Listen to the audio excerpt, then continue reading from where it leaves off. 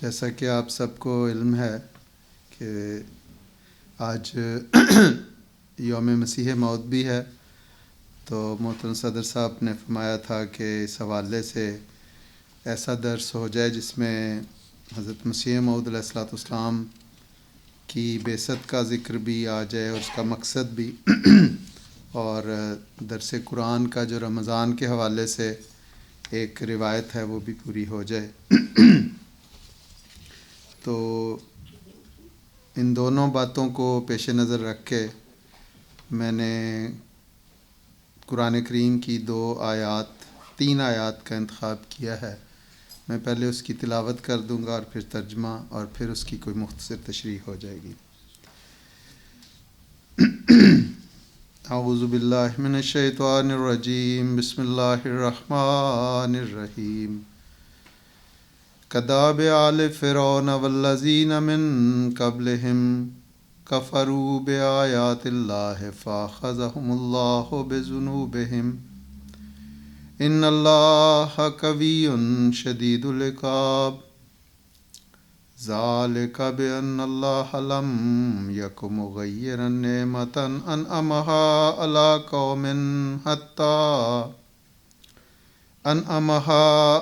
قوم حتی یغیروا ما بانفسہم وان اللہ سمیع علیم۔ سورۃ الانفال آیت 54۔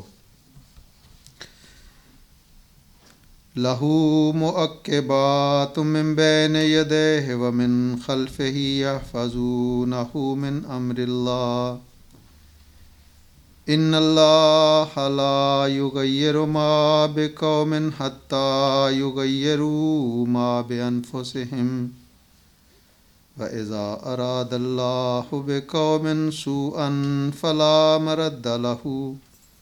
وَمَا لَهُم مِّن دُونِهِ مِن وَالٍ۔ سورۃ الرعد آیت 12۔ پہلی دو آیات کا ترجمہ یہ ہے: فرعون کی قوم کے طریق کے مطابق اور ان لوگوں کے طریق کے مطابق جو ان سے پہلے گزرے ہیں تمہارا حشر ہوگا۔ ان سب نے اللہ کی آیتوں کا انکار کیا تھا، اس لیے اللہ نے ان کے گناہوں کے سبب سے ان کو پکڑ لیا۔ اللہ یقیناً بڑی طاقت والا اور سخت سزا دینے والا ہے۔ یہ اس لیے ہوگا کہ اللہ جب کبھی کسی قوم پر کوئی نعمت نازل کرتا ہے تو اس نعمت کو بدلتا نہیں جب تک کہ وہ قوم اپنے دل کی حالت کو نہ بدل دے، اور اللہ یقیناً بہت سننے والا اور بہت جاننے والا ہے۔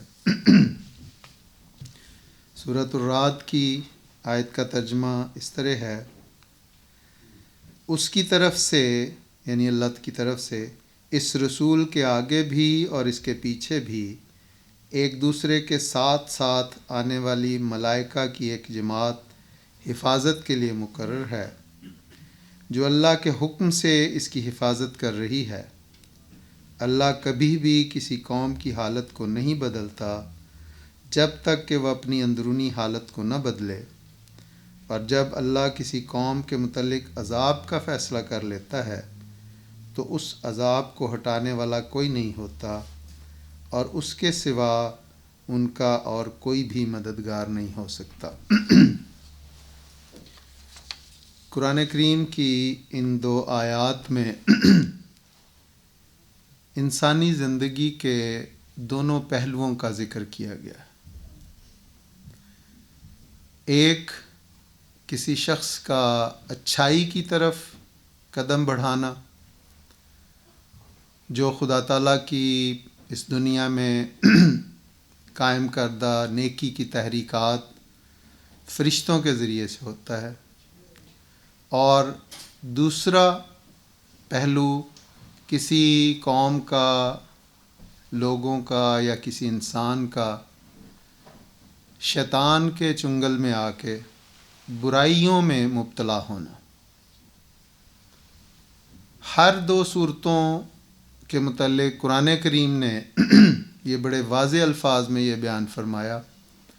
کہ ہر دو پہلو اور ہر دو صورتیں صرف ظاہر سے شروع نہیں ہوتی، بلکہ ان کا باطن کے ساتھ ایک گہرا تعلق ہے۔ جب تک انسان یا اس قوم کے دلوں میں بھلائی پیدا نہ ہو، ان کی زندگی میں بھلائی پیدا نہیں ہوتی۔ جب تک کسی قوم کے دل میں برائی جگہ نہ پالے، اس وقت تک اس قوم کی ظاہری حالت بری نہیں ہوتی۔ تو یہ دونوں پہلو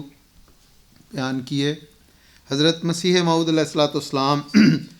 ایک جگہ فرماتے ہیں، اس آیت کی تشریح کرتے ہوئے حضور فرماتے ہیں کہ ان اللہ لا یغیر ما بقوم حتی یغیروا ما بانفسہم۔ خدا تعالیٰ فرماتا ہے کہ میرے ارادے کی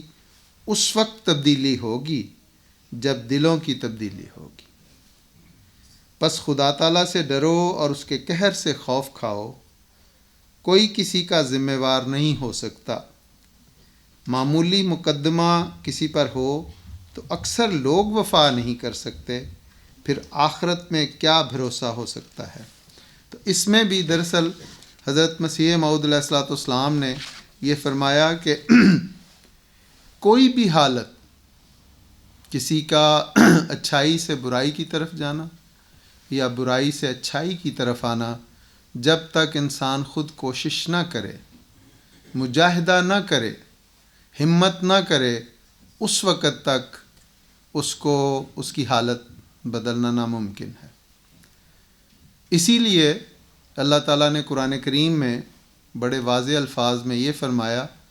مثلاً اگر تم لوگ یہ چاہتے ہو کہ خدا تعالیٰ کے راستے کی طرف آؤ تو فرمایا والذین جاہدوا فینا لنہدینہم سبلنا۔ وہ لوگ جو ہمارے راستے میں آنے کے لیے، ہماری راہ پر چلنے کے لیے مجاہدہ کرتے ہیں، انہی کو ہم اپنے راستے کا راستہ دکھاتے ہیں، انہی کو ہم اپنی طرف آنے کی ہدایت دیتے ہیں۔ یعنی پہلے مجاہدہ ہوگا، پہلے کوشش ہوگی، تو پھر اس پر اللہ تعالیٰ اپنے فضل کرتا ہے، اس پہ انعام لگاتا ہے، اس پہ ثمرات، اسے پھل لگتے ہیں۔ اسی لیے فرمایا وَلَيْسَ لِلْإِنسَانِ إِلَّا مَا سَعَىٰ۔ انسان کے لیے صرف وہ ہے جس کی وہ کوشش کرتا ہے۔ اگر انسان کوشش نہ کرے اور ہاتھ پر ہاتھ رکھ کے بیٹھ جائے تو اللہ تعالیٰ ہمارا نہ تو ملازم ہے، نہ ہمارا نوکر، نہ غلام کہ وہ ہمارے کاموں کو کرے۔ حضرت مسیح موعود علیہ الصلوۃ والسلام نے ایک جگہ پہ یہ بھی فرمایا، بلکہ حضرت صاحب کا جو اس خطبے سے پچھلا خطبہ تھا اس میں حضرت صاحب نے اس مضمون کو بیان فرمایا کہ جو لوگ اللہ تعالیٰ، بعض وہ لوگ ہوتے ہیں جو جب ان پہ امن کی حالت ہوتی ہے، جو بالکل ٹھیک ہوتے ہیں، کسی قسم کی مصیبت، کسی مشکل، کسی تنگی، کسی بیماری میں مبتلا نہیں ہوتے، اس وقت جو اللہ تعالیٰ سے تعلق لگانے کی کوشش کرتے ہیں تو وہ تعلق زیادہ مضبوط ہوتا ہے بنسبت اس تعلق کے جو کسی ابتلا یا کسی تکلیف کے وقت لگایا جائے۔ حضرت مسیح موعود علیہ الصلوۃ والسلام نے فرمایا کہ جو لوگ امن کی حالت میں تعلق اللہ کے ساتھ قائم کرتے ہیں وہ مشکل وقت میں بچائے جاتے ہیں، اور جو ایسا نہیں کرتے وہ مشکل وقت میں ہلاک کر دیے جاتے ہیں۔ اس مضمون کو بڑی وضاحت سے حضور نے بیان فرمایا۔ تو یہ جو اصل چیز یہ ہے کہ اگر اپنی حالت کو بدلنا ہے تو اس کے لیے مجاہدہ ہے، اور یہ ہر انسان کے لیے، چاہے وہ عام انسان ہے، چاہے وہ خدا تعالیٰ کا برگزیدہ خدا کا نبی ہے، یا وہ اس کے نبی کا کوئی خلیفہ ہے۔ حضور صلی اللہ علیہ وسلم پر جب خدا تعالیٰ کی طرف سے نبوت عطا نہیں ہوئی تو آپ کا وہ 40 سال کا زمانہ جو ہے وہ اس بات کا شاہد ہے کہ کس طرح حضور صلی اللہ علیہ وسلم نے مجاہدہ کیا، کس طرح آپ اپنے رب کے ہاں گریہ زاری کیا کرتے تھے نبوت عطا ہونے سے پہلے بھی۔ اور جن لوگوں نے مکہ اور مدینہ کا سفر کیا ہے اور جنہیں غار حرا میں جانے کا موقع ملا ہے، وہ بتاتے ہیں کہ وہ کوئی معمولی بات نہیں ہے۔ حضور صلی اللہ علیہ وسلم کے گھر خانہ کعبہ کے قریب تھے، ارد گرد تھے، یعنی حضور کے دادا کا گھر جہاں حضور پیدا ہوئے۔ تو آپ خدا تعالیٰ کی تلاش میں، خدا تعالیٰ کی محبت کی خاطر، سچائی کی تلاش میں جو غار حرا جایا کرتے تھے۔ حضرت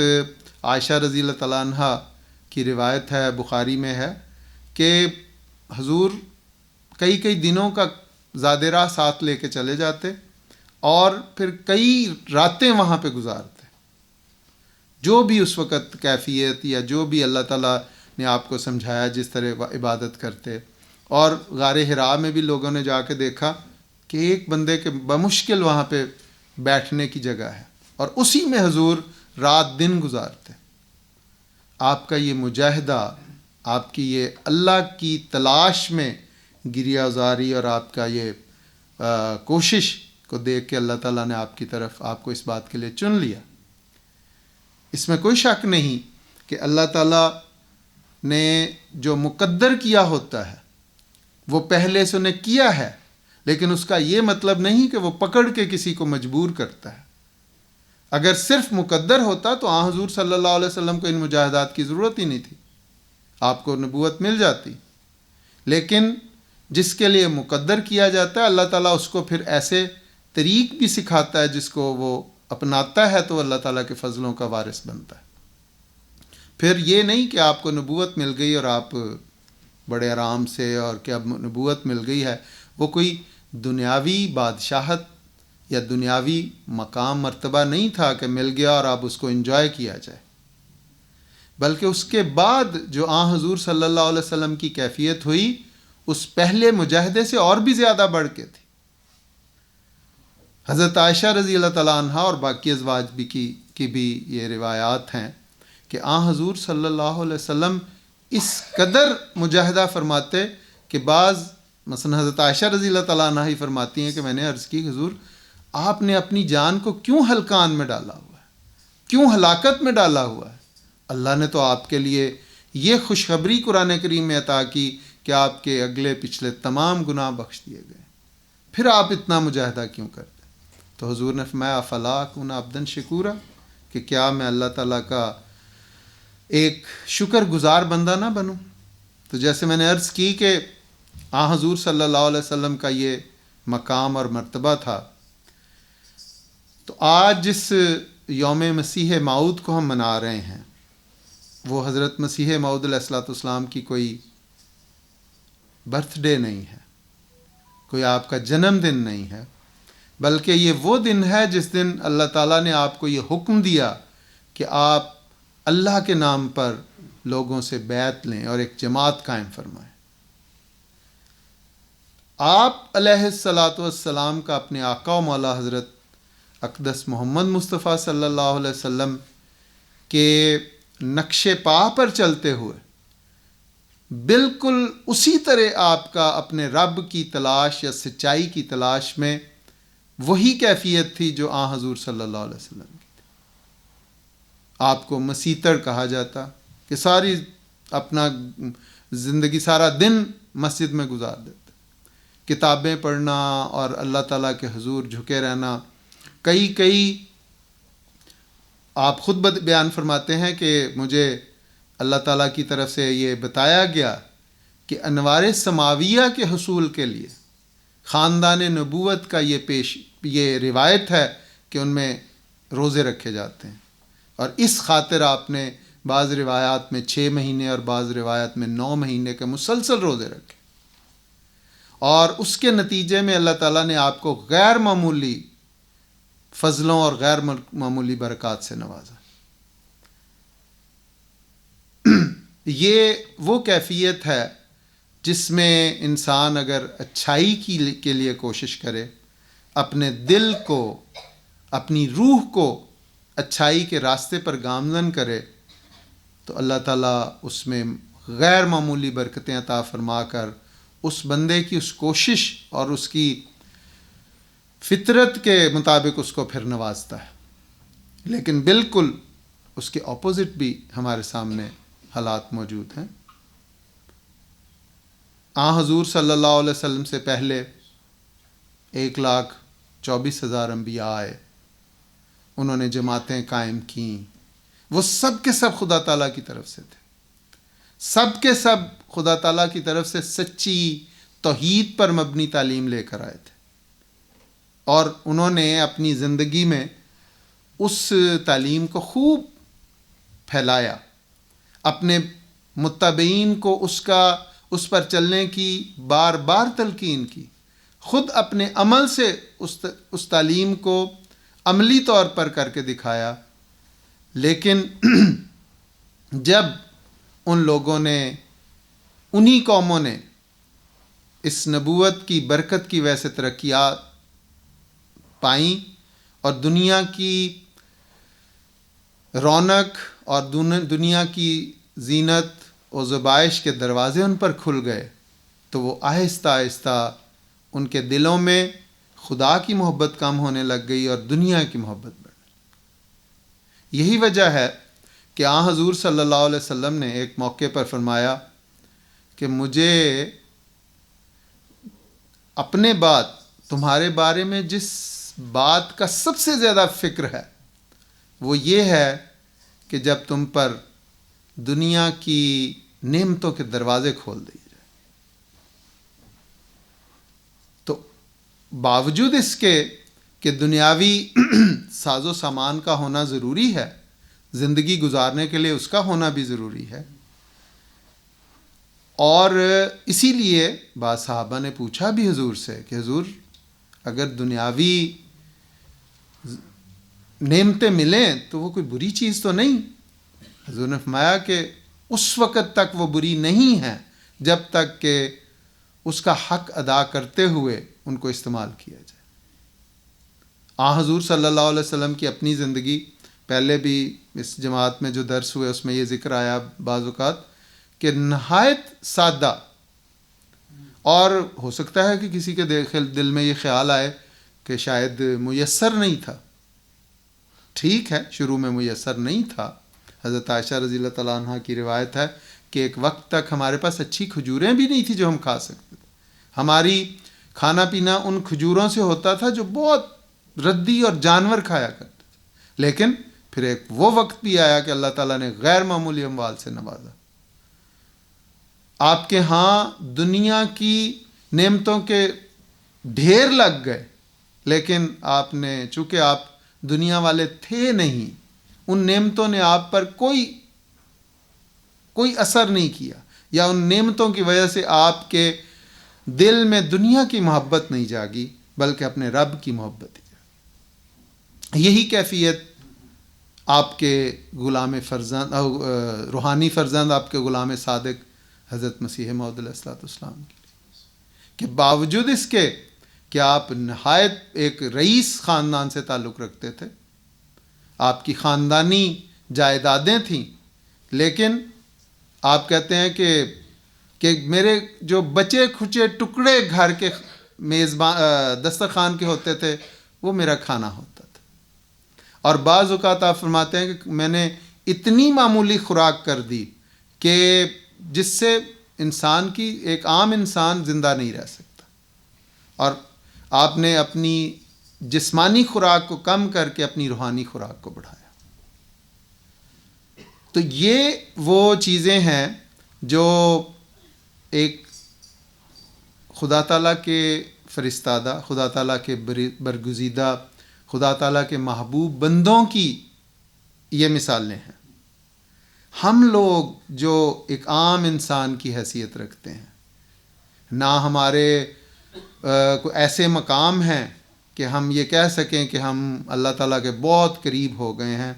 ہمیں کس طرح مجاہدہ کرنے کی ضرورت ہے؟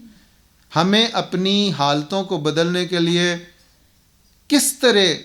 خدا تعالیٰ کے حضور گریہ وزاری کرنے کی ضرورت ہے؟ جب تک وہ ہم نہیں کریں گے ہم اپنی حالت نہیں بدل سکتے. اور اس کے لیے رمضان کا مہینہ بہترین مہینہ ہے جس میں ہم یہ کوشش کر سکتے ہیں، کیونکہ رمضان وہ مہینہ ہے جس کے متعلق حضور صلی اللہ علیہ وسلم نے فرمایا کہ نیکی کی تحریکات اس قدر بڑھ جاتی ہیں۔ یہ ایسا بابرکت مہینہ ہے کہ اس میں چھوٹی سی معمولی سی نیکی کریں گے تو اس کا بہت بڑا اجر ملے گا، اور جب آپ کو ایک بڑا اجر ملنا شروع ہو جائے تو آپ کا اللہ تعالیٰ کے قرب میں بڑھنے کا سامان پیدا ہوتا ہے۔ حضرت مسیح موعود علیہ السلام نے اور بلکہ حضور صلی اللہ علیہ وسلم نے، بعض لوگ اپنے آپ کو بڑے عالم سمجھتے ہیں اور کہتے ہیں کہ جی تہجد جو ہے وہ کوئی ضروری نہیں عام انسان کے لیے، اسے وسلم کے لیے ضروری تھا، لیکن خود حضور صلی اللہ علیہ وسلم نے فرمایا کہ تہجد کا، حدیث میں آتا ہے کہ تہجد کا التزام کرو، کیونکہ یہ تم سے پہلے جو لوگ گزرے ہیں ان کے بزرگوں کی یہ ایک علامت تھی۔ اللہ تعالیٰ کا قرب حاصل کرنے کے لیے بہترین یہ ذریعہ ہے، اس کے نتیجے میں انسان بہت ساری برائیوں سے بچتا اور اللہ تعالیٰ کے بہت سارے فیوز اور اس کے فضلوں کا وارث ہوتا ہے۔ حضرت مسیح موعود علیہ السلام ایک جگہ فرماتے ہیں، مجاہدہ کی بات ہو رہی ہے، حضور فرماتے ہیں جب تک انسان مجاہدہ نہ کرے گا، دعا سے کام نہ لے گا، وہ غمرہ جو دل پر پڑ جاتا ہے دور نہیں ہو سکتا، وہ پردہ جو دل پر پڑ جاتا ہے وہ دور نہیں ہو سکتا۔ حضور فرماتے ہیں پس ہماری جماعت ہو یا کوئی ہو، وہ تبدیلی اخلاق اسی صورت میں کر سکتے ہیں جب کہ مجاہدہ اور دعا سے کام لیں، ورنہ ممکن نہیں۔ اس میں بتایا یہ رہا ہے کہ برائیوں سے اچھائیوں کی طرف اگر آپ نے آنا ہے تو اس کے لیے مجاہدہ ہے، اور مجاہدہ میں سب سے پہلی چیز دعا ہے، اور دعا آپ نماز کے بغیر کر نہیں سکتے۔ پھر ایک جگہ فرماتے ہیں حضور، ضروری بات یہ ہے کہ لوگ خدا تعالیٰ کی طرف رجوع کریں، نماز پڑھیں، زکوٰۃ دیں، اتلاف حقوق اور بدکاریوں سے باز آ جائیں، یعنی جو دوسروں کے حقوق چھیننا ہے، برائیاں کرنا، ان سے باز آ جائیں۔ یہ برائیاں اس میں دونوں پہلو بیان کر دیے کہ اچھائیاں اور برائیاں دونوں، اچھائیاں کرنا اور برائیوں سے رکے رہنا بہت ضروری۔ حضرت صاحب نے بعض خطبات میں حضور کا مضمون ہی یہ تھا کہ صرف برائیاں نہ کرنا، انسان یہ سمجھے کہ میں تو کوئی برائی نہیں کرتا، تو یہ بھی کافی نہیں ہے، اچھائیاں کرنی بھی ضروری ہے۔ اور بعض اوقات انسان بہت اچھائیاں کرتا ہے لیکن بعض اس میں چھوٹی چھوٹی برائیاں ہوتی ہیں۔ اسی لیے حضور صلی اللہ علیہ وسلم نے ایک موقع پر فرمایا کہ جانتے ہو کہ مسکین اور غریب کون ہوگا؟ تو صحابہ نے کہا کہ حضور جس کو کھانے کے لیے نہیں ملتا ہے۔ حضور نے نہیں، میری قوم کا، میری امت کا غریب وہ شخص ہے جو قیامت کے دن اللہ تعالیٰ کے حضور حاضر ہوگا اس حال میں کہ اس نے بہت ساری نمازیں پڑھی ہوں گی، بڑے صدقات دیے ہوں گے، بڑے اس نے روزے رکھے ہوں گے، زکاتیں دی ہوں گی، لیکن اس کے ساتھ اس نے کسی کو گالی دی ہوگی، کسی کا مال چھینا ہوگا، کسی کو برا بھلا کہا ہوگا، کسی کے ساتھ کسی کا خون بہایا ہوگا، کسی سے زیادتی کی ہوگی۔ تو جن جن لوگوں سے اس نے جو جو برائیاں کی ہیں، چونکہ اس دن کوئی درہم و دینار نہیں ہوں گے، تو اس کی جو نیکیاں ہیں وہ لے لے کے ان لوگوں کو دے دی جائیں گی جن کے ساتھ اس نے زیادتیاں کی، اور جب اس کی نیکیاں ختم ہو جائیں گی اور ابھی قرض خواہ باقی ہوں گے جن کے ساتھ اس نے زیادتیاں کی ہیں، تو ان قرض خواہوں کی جن کے ساتھ اس نے زیادتیاں کی، ان کی برائیاں، ان کے گناہ لے کے اس کے نامہ اعمال میں ڈال دی جائے۔ تو اس لیے دونوں پہلو ضروری ہیں، نیکیاں کرنا اور اسی لیے امر بالمعروف اور نہی عن المنکر کا حکم ہے کہ نیکیاں کرو اور برائیوں سے بچو۔ ایک مقام پہ حضور فرماتے ہیں یہ بڑی ہی خوفناک بات ہے کہ انسان سن کر کانوں تک ہی رہنے دے اور دل تک نہ پہنچے۔ بڑا ہی ظالم وہ شخص ہے جو ظاہری حالت پر خوش ہو جاتا ہے اور سچی اطاعت کی حالت نہیں دکھاتا۔ اب اس میں ایسی زبردست بات ہے کہ صرف سن لینا، ہمارے جلسے ہوتے ہیں، جلسہ سالانہ ہے، یوم خلافت کا جلسہ ہے، یوم مسلم موت کا ہے، یوم مسیح موت کا ہے، سیرت النبی کے جلسے ہیں، وہ صرف اس لیے ہوتے ہیں کہ انسان جو اس میں لوگ آتے ہیں وہ اپنی استعداد، اپنی علم کے مطابق کچھ نہ کچھ باتیں بیان کرتے ہیں، اور وہ اس لیے بیان کی جاتی ہیں تاکہ انہیں سن کر اپنے دل میں جگہ دی جائے۔ اگر دل میں جگہ نہ دی جائے تو اس کا فائدہ نہیں۔ ایک کان سے سنی اور دوسرے کان سے نکل گئی تو پھر تو فائدہ کوئی نہیں۔ رمضان میں ہم درسوں کا یہ سلسلہ چلاتے ہیں، اس کا مقصد یہ تو نہیں کہ آئے اور تھوڑی سی گپ شپ کی، کھانا اچھا کھایا اور چلے گئے، اور کوئی اپنی زندگی پر کوئی اس کا اثر نہ ہونے دیا۔ اس لیے ہمارا یہ فرض ہے کہ یہ چیزیں ہمیں اس وقت فائدہ دیں گی جب ہم ان کو سن کر ان پر اپنی زندگی ان کے مطابق ڈھالنے کی کوشش کریں۔ حضور فرماتے ہیں جو شخص چاہتا ہے کہ آسمان میں اس کے لیے تبدیلی ہو، یعنی وہ ان عذابوں اور دکھوں سے رہائی پائے جو شامت اعمال نے اس کے لیے تیار کیے ہیں، یعنی اس کے جو اپنے اعمال کی وجہ سے تیار ہو گئے ہیں، عذاب اور دکھ اس کے لیے اس کے نصیب میں آ گئے ہیں، وہ اس وقت تک ان سے رہائی نہیں پا سکتا جب تک کہ وہ اپنے اندر تبدیلی نہ کرے۔ اس کا پہلا فرض یہ ہے کہ وہ اپنے اندر تبدیلی کرے۔ پھر فرمایا جب انسان اپنے اندر تبدیلی کرتا ہے تو اس کے لیے ضرور نہیں، یہ بڑی خوبصورت بات ہے کہ جب انسان اپنے اندر تبدیلی کرتا ہے تو اس کے لیے ضرور نہیں ہے کہ وہ لوگوں کو بھی دکھاتا پھرے، شو آف نہیں۔ اسی لیے قرآن کریم نے کہا ہے کہ ریا بالکل بیہودہ چیز ہے۔ نماز بہت اچھی، بڑی اعلیٰ چیز ہے، لیکن فرمایا کہ اگر اس میں ریا آ جائے تو وہی انسان پر لعنت بھیجنی شروع کر دیتی۔ لیکن اگر اس میں ریا نہ ہو، دل سے پڑھی جائے، تو فرمایا ان الصلاۃ تنہی عن الفحشاء والمنکر، برائیوں اور بدیوں سے روکتی ہے۔ تو فرمایا، حضور فرماتے ہیں اس لیے ضروری نہیں ہے کہ وہ لوگوں کو بھی دکھاتا پھرے۔ وہ رحیم کریم خدا جو دلوں کا مالک ہے اس کی تبدیلی کو دیکھ لیتا ہے کہ یہ پہلا انسان نہیں، یعنی یہ پہلے جیسا نہیں رہا، اس کی تبدیلی ہو گئی ہے، اس لیے وہ اس پر فضل کرتا ہے۔ تو یہ وہ باتیں ہیں، یہ وہ ذرّی نصائح ہیں جو حضرت مسیح موعود علیہ السلام نے ان آیات کی روشنی میں بیان فرمائے۔ بہت لمبی تشریحات ہیں، لیکن چونکہ وقت کم ہے اور جو مجھے وقت دیا گیا تھا وہ تو پورا ہونے میں 2 منٹ باقی ہیں، تو اسی پہ میں اکتفا کرتا ہوں اور اللہ تعالیٰ کے حضور دعا کرتا ہوں کہ مجھے بھی اور آپ سب کو بھی اللہ تعالیٰ ان سب باتوں پر عمل کرنے کی توفیق عطا فرمائے، اور ہم اس رمضان میں جس طرح خلافت کی نعمت ہمیں عطا ہوئی ہے، ہم بڑے خوش قسمت ہیں۔ دنیا میں کوئی بھی ایسی آرگنائزیشن یا ایسی جماعت یا ایسی قوم نہیں جس کے پاس کہا جا سکے کہ خدائی خلافت کی نعمت ہے۔ ہمارے پاس ہے، لیکن اس کا فائدہ تب ہی ہم اٹھا سکتے ہیں بھرپور جب ہم اپنے اندر تبدیلی پیدا کر کے حضرت امیر المومنین ایدہ اللہ تعالیٰ بنصر العزیز، جو دراصل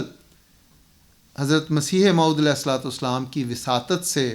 حضور صلی اللہ علیہ وسلم کے زمانے میں نمائندہ ہے، ان کی باتوں کو سنیں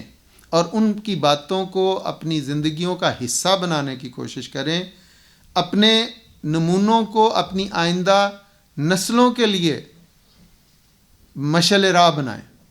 تب ہم ہم اور ہماری نسلیں کامیاب ہو سکتی ہیں، ورنہ تو دنیا بہت برائیوں میں دن بدن، وہ حضور صلی اللہ علیہ وسلم کا ایک انذار ہے کہ ایک وقت آئے گا کہ دنیا برائیوں میں بڑھتی چلی جائے گی، اور وہی کیفیت ہم دیکھ رہے ہیں۔ کوئی دن ایسا نہیں آتا کہ وہ ظاہراً وہ یہی سمجھتی کہ ہم ترقی کر رہے ہیں، حقیقت میں دنیاوی لحاظ سے بہت ترقی کی ہے دنیا نے، لیکن روحانی لحاظ سے وہ پستیوں کا شکار ہو، اور وہ بھی اسی لیے کہ جس دجال کی حضور صلی اللہ علیہ وسلم نے بشارت دی تھی، فرمایا تھا کہ اس کی دائیں آنکھ اندھی ہوگی،